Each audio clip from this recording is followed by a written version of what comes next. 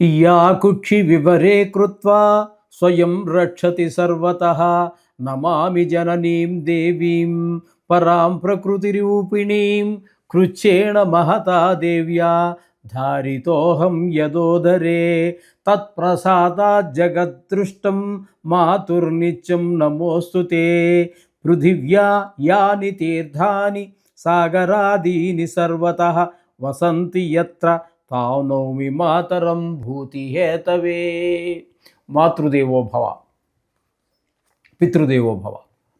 ఇప్పుడు మనము నవంబర్ నెల 2025 సంవత్సరం గోచార ఫలితాలు ద్వాదశ రాశుల వారికి ఎలా ఉన్నాయో తెలుసుకునే ప్రయత్నం చేద్దాము. అందులో ప్రథమంగా మేషరాశి వారికి ఏ విధంగా జరగబోతుంది ఈ నెలంతా, గోచార ఫలితాలు ఏ విధమైన ఫలితాలు ఇస్తాయి అనేటటువంటి తెలుసుకునే ప్రయత్నం చేద్దాము. ఇది కేవలము గోచార ఫలితాలే. దీనిలో ఎక్కువ గ్రహాలు అనుకూలంగా ఉన్నాయని మీరు సంబరపడవలసిన పని లేదు.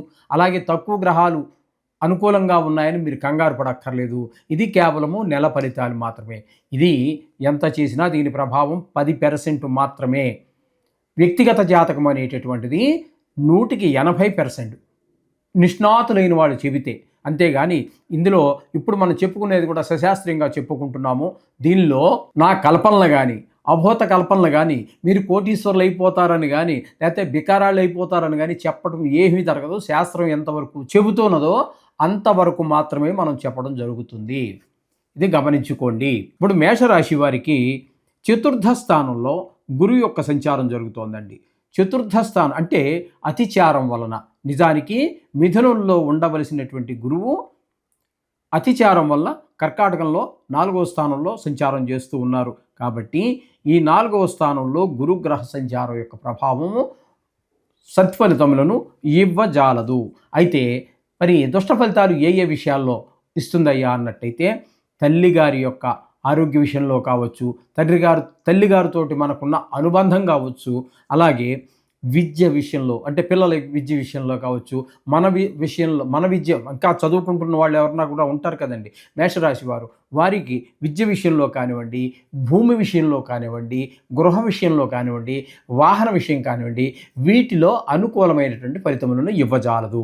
అందుచేత ముఖ్యంగా ఈ రియల్ ఎస్టేట్ వ్యాపారులకి, అలాగే వాహనములు కొత్త వాహనాలు అమ్మేటటువంటి షోరూములు వాళ్ళు కావచ్చు, లేదా పాత వాహనాలు కొన్ని రిపేర్ చేసి అమ్ముకునేటటువంటి వారు కావచ్చు, వీరికి అనుకూలమైన కాలముగా గురుగ్రహము సత్ఫలితములను ఇవ్వజాలదు. ఇది గుర్తుపెట్టుకోండి. అలాగే పంచమ స్థానంలో కేతుగ్రహ సంచారం జరుగుతోందండి.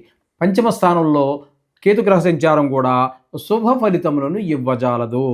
తద్వారా ఏమవుతుందంటే, పంచమ స్థానం అనేది సంతాన స్థానము, పుత్రస్థానము, పుణ్యస్థానము అంటూ ఉంటారు. కాబట్టి ఇక్కడ మనకి ముఖ్యంగా సంతానం విషయంలో వారి విద్యలో వెనకబడటము, మంచి మార్కులు రాకపోవటము, ఆటల మీద శ్రద్ధ ఎక్కువైపోయి చదువు మీద శ్రద్ధ తగ్గడం కారణంగానే ఈ విధమైన ఫలితాలు వస్తూ ఉంటాయి. అలాగే స్కూల్లో వారు చేసేటటువంటి అంటే వయసును బట్టి ఉంటుంది. ఎల్కేజీ పిల్లలు వాళ్ళు ఉన్నారనుకో, ఆటల మీద దృష్టి ఉంటుంది. ఇప్పుడు ఇంటర్మీడియట్ అయిపోయి ఇంకా ఇంటర్మీడియట్ దగ్గరికి వచ్చేటప్పటికి హీరోయిజం పెరుగుతూ ఉంటుంది వీళ్ళకి. ఇంకా అక్కడి నుంచి చెడు స్నేహాలు అంటే ధూమపానం చేయటము, అలా గుట్కాలు మింగటము, ఇట్లాంటివి ఇంకా చాలా వగైరాలు అవన్నీ ఇంక చెప్పుకోవాల్సిన పని లేదు. ఆ విధమైనటువంటి చెడు స్నేహాలకు అలవాటు పడటం లాంటివన్నిటికీ కూడా కారణమవుతూ ఉంటాడు కేతుగ్రహం. అందుచేత చదువులో వెనకబాటుతనం కనిపిస్తూ ఉంటుంది ఈ నెల రోజులు. అంటే మనం ఇప్పుడు మాస ఫలితాలు చెప్పుకుంటున్నాం కాబట్టి, కానీ లేకపోతే ఈ కేతువు ఈ సింహరాశిలో సంవత్సరంన్నర పాటు ఉంటారు. 1-2 నెలలు గడిచాయి కాబట్టి అది తగ్గించేసి మిగతా కూడా ఇంతే ఫలితాలు. కాబట్టి ఇప్పుడు మనం నెల ఫలితాలు చెప్పుకుంటున్నాం కాబట్టి నెల అని చెప్పుకున్నాం. కానీ యథార్థానికి ఈయన ఈ ఎంతకాలం పీరియడ్ ఉన్నదో సింహరాశిలో అంతకాలము అక్కడే ఉంటారు. ఆయన ఈ విధమైన ఫలితాలే చూపిస్తూ ఉంటారు. కాబట్టి జాగ్రత్త. ఇందులో గోచారంలో ముఖ్యంగా 4 గ్రహాలు మాత్రం కొంచెం దీర్ఘకాలంగా ఒకే రాశిలో ఉండటం జరుగుతూ ఉంటుంది. గురువు అయితే సంవత్సర కాలం పాటు, రాహుకేతువులు సంవత్సరంన్నర పాటు అంటే సంవత్సరం 6 నెలల పాటు అదే రాశిలో ఉంటూ ఉంటారు. మనం ఇప్పుడు ప్రస్తుతం మాస ఫలితాలు చెప్తున్నాం కాబట్టి మాసం అని చెప్తున్నాం. కానీ అలాగే శనీశ్వరుని కనుక మనం తీసుకున్నట్టయితే 2.5 సంవత్సరాలు ఒకే రాశిలో ఉండటం జరుగుతుంటుంది. సేమ్ అవే ఫలితాలు ఇస్తూ ఉంటారు. ఏదైనా ఈ శని గురించి మరొక విశేషం కూడా ఉందండి.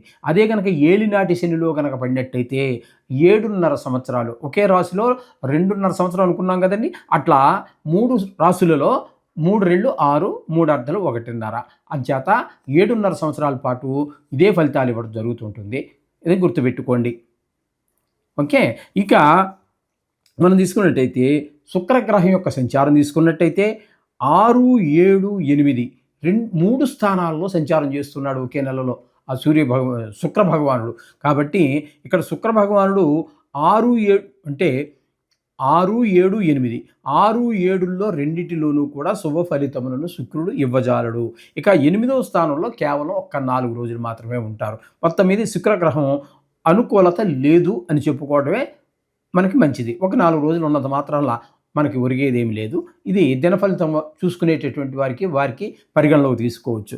ఇకపోతే రవి గ్రహం యొక్క సంచారం కనుక తీసుకున్నట్టయితే రవి 7వ స్థానంలో ఒక 16 రోజులు, 8వ స్థానంలో ఒక మిగతా రోజులు 14 రోజులు సంచారం చేస్తూ ఉన్నారు. ఇక్కడ రవి అంటే సూర్యభగవానుడి యొక్క సంచారము 7వ స్థానంలో కానీ 8వ స్థానంలో కానీ శుభ ఫలితములను ఇవ్వజాలడు.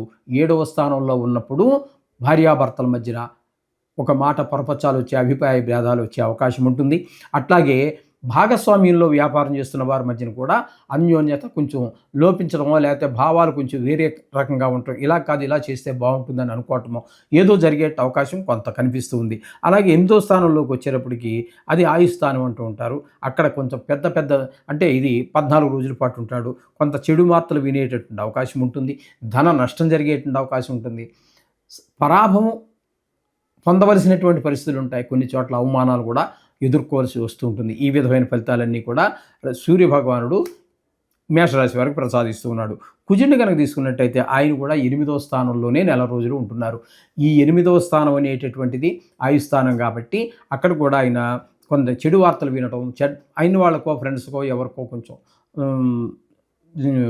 చెడు జరగటం లాంటివి, అలాగే ధన నష్టము, అవమానాలు ఇవన్నీ మామూలే. ఇకపోతే బుధుని యొక్క సంచారం తీసుకున్నట్టయితే 7వ స్థానంలో ఒక 6 రోజులు వక్రించిన కారణంగా లేకపోతే 8వ స్థానంలో 24 రోజులు సంచారం చేస్తూ ఉన్నాడు. ఏదేమైనప్పటికీ కూడా 7, 8 2 స్థానాల్లోనూ కూడా ఆయన మంచి ఫలితాన్ని ఇస్తున్నాడు. కాబట్టి ఇక్కడ బుధుడు కూడా మనకు అనుకూలమైనటువంటి ఫలితాన్ని ఇస్తూ ఉన్నాడు.